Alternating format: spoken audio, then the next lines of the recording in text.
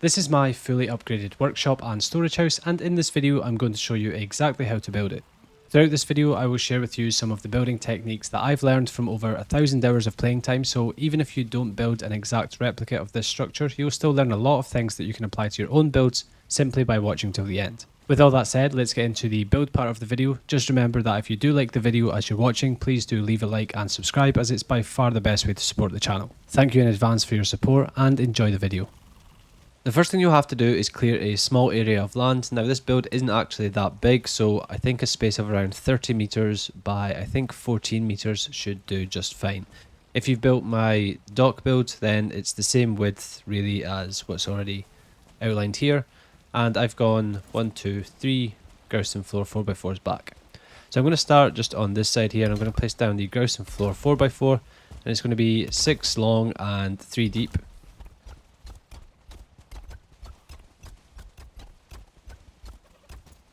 Next up, I need to add in some of the little nooks and crannies that I'm going to be placing the workstations and storage. So with the grausten floor 2x2 now, at the front of the build, I'm going to place a little pocket of 3, and then we'll have 4 going along just for the entrance. And then we're going to have another little pocket of 3, which is going to be a space for our workstation.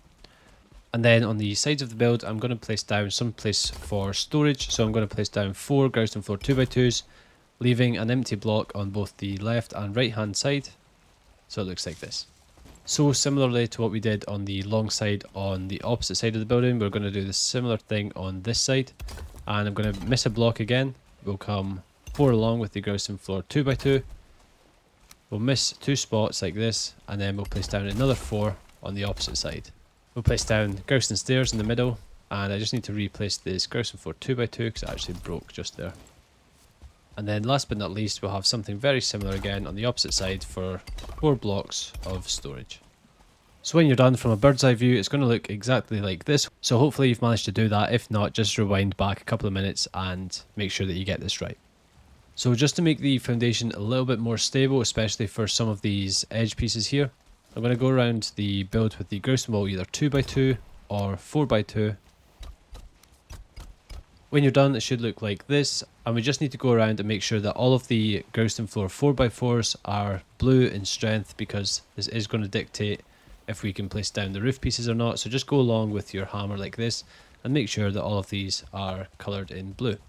So next up, we're going to be doing the columns. At the front of the structure, we're going to be placing down 1 in the corner. We'll go 3 blocks along, place down another. Miss out the 4 in the centre here, and we'll do the exact same thing here and here.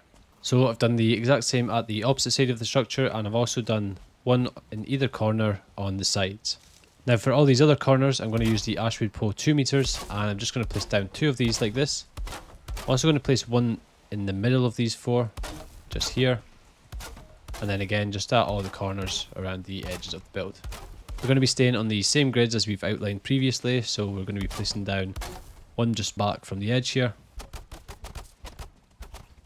And hopefully seeing it in a bird's eye view like this helps a little bit with the placement. Next up, we need to go around with the ashwood beams now, and basically just connect all these columns, at least the ones in the main body of the structure.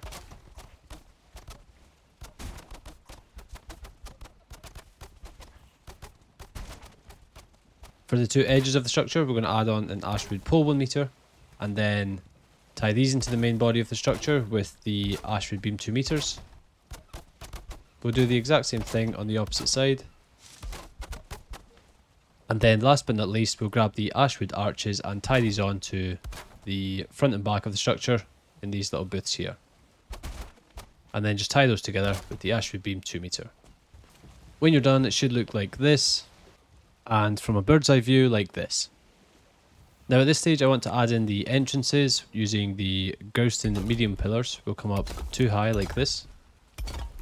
We'll grab the grausten medium arch, place 1 on top of each column, and again just do that at the other side as well. Next up, I want to add in the walls so that we have as much stabilisation as possible before we move on to the roof. So starting off with the wood wall half, I'm basically just going to join all the columns that I've already outlined, just going around the outside like this.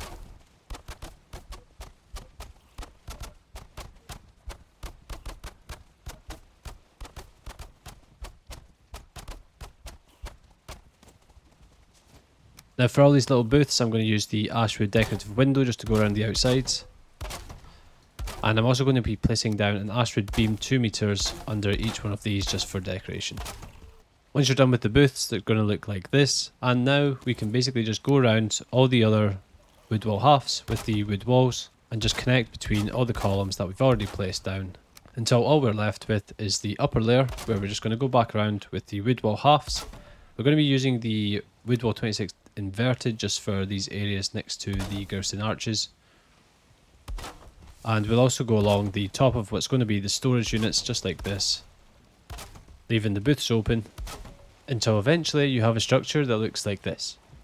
At this stage we can start to work on the roof, so build yourself a way to get up there. Grab yourself the wood floor 1x1s, and what we're going to do is basically just go all the way around the outside of the structure that we've already placed down. This is going to allow us to do the overlap for the roof, and we basically just need to do it at the front and back of the structure.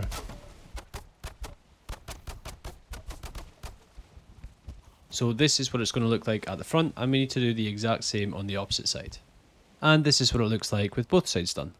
So I'm going to place down some sort of scaffolding pieces now just to allow me to place down the rafters a little bit more easily. And I'm going to start off with the wood wall 26 degree, snapping in from the bottom snapping point. We'll come 2 up here. We'll place down a wood wall half all the way underneath, all the way along. Of course we'll have the wood wall 26 degree again on the other side because we want this to be symmetrical. 2 wood wall 26 degrees coming down the way. And then we'll follow the trajectory of the exterior rafters up until it hits the apex just here with the wood roof cross 26 degree. Now I'm going to use a wood roof cross 45 just in the middle to give it some decoration. And of course we need to do the same thing on both sides so that we get a symmetrical roof. So now for the actual shingle roof components, it's going to be really easy because we've already set out the outline of the roof. So all we need to do now is basically follow this along with the shingle roof 26 degree, and we're just going to concentrate on the main rectangle first, and then we'll come back to add in some more decoration on these sort of outward bays.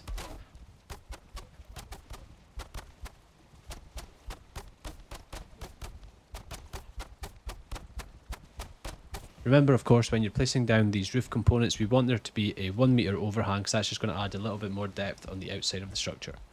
When we get to the top, we're going to be using the shingle roof ridge 26 degree, and we're going to place this all the way along except for the 5 panels in the middle. So it actually means we're only placing down 4 of these shingle roof 26 degrees on each side. Before we can add in any more of the detail, we are going to need to stabilise this now from the opposite side, so go ahead with the shingle roof 26 degree and do the exact same thing on this side.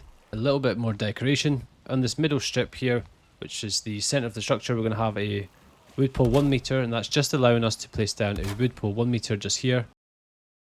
We'll do the exact same on the other side of this middle strip. And then we'll also place down a wood pole 1 meter at either side of this opening that we've left. Take out the wood beams. We're going to again use the wood floor 1 meter just to allow us to have a little bit of an overhang for these extra pieces we're going to set up top.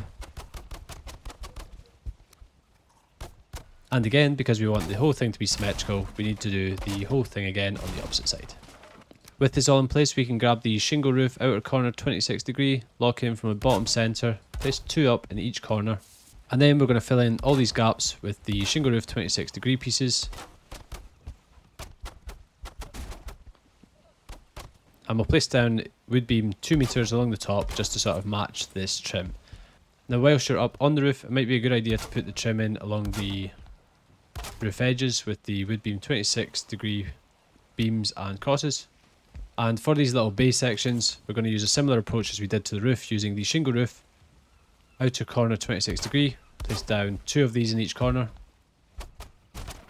and we'll fill in the gaps with the shingle roof 26 degree.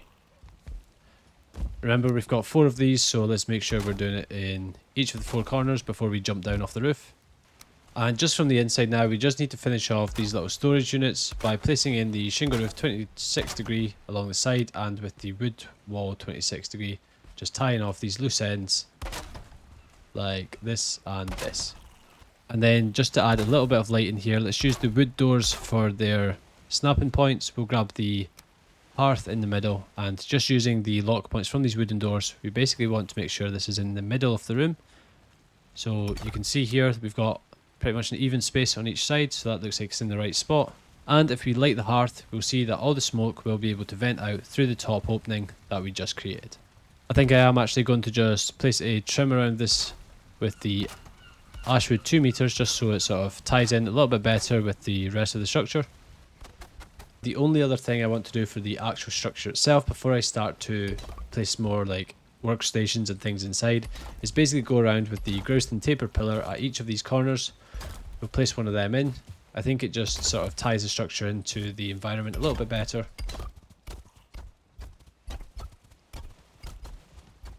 And then at these bay windows, I'll place down an ashwood roof cross 45°, and I'm also going to do a lap around the structure, placing down these Diverga wall lanterns, because I think at the moment it is just a little bit too dark. The final bit of decoration at the front of the build with the grausten small beams.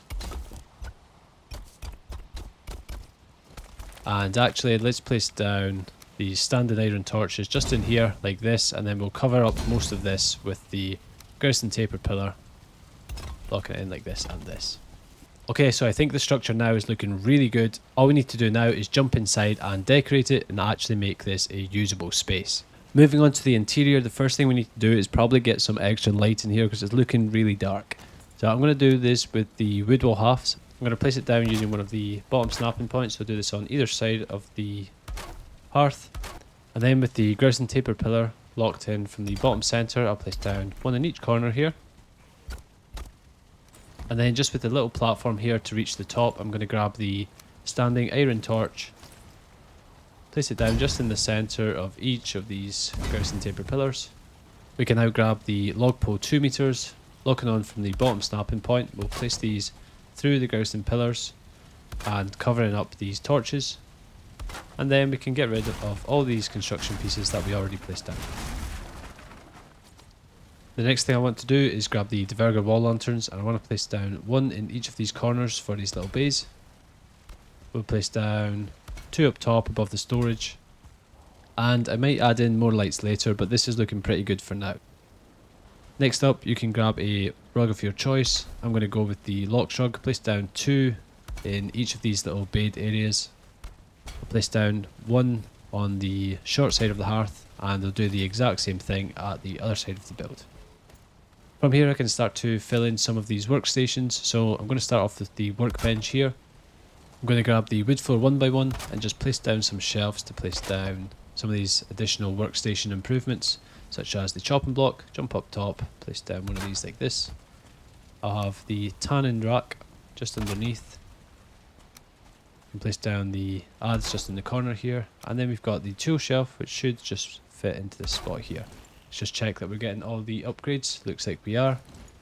And since we have a little bit of extra space just in the back here, I'm going to place down a standing iron torch just to give a little bit more light. Next up, we have the forge. This one's going to get placed in the centre with the forge bellows on the right hand side. I'm going to have the smith's anvil on the left hand side. We'll have the forge cooler just next to the door on dock side. And then if I add in a couple of extra shelves, jump up top and place down the anvils here. We'll create another little shelf on this side here, and we'll place in the last upgrade, the grinding wheel. Actually, we still need to do the forge tool rack as well, so let's place that up top here. This is looking pretty good, and I wonder if we can place down another torch just to make this look a little bit better. So actually, let's see if we can take the grinding wheel and place this a little bit lower. That's looking pretty good, and then with the additional shelf we can place a standing iron torch up here like this, and I think that looks pretty good. I'm going to leave it like that. I might actually just angle this grinding wheel just a little bit to make it look a little bit more natural. Let's just double check we're getting all of the workstations. Looks like we are, and we can move over to the other side where we're going to be having the black forge.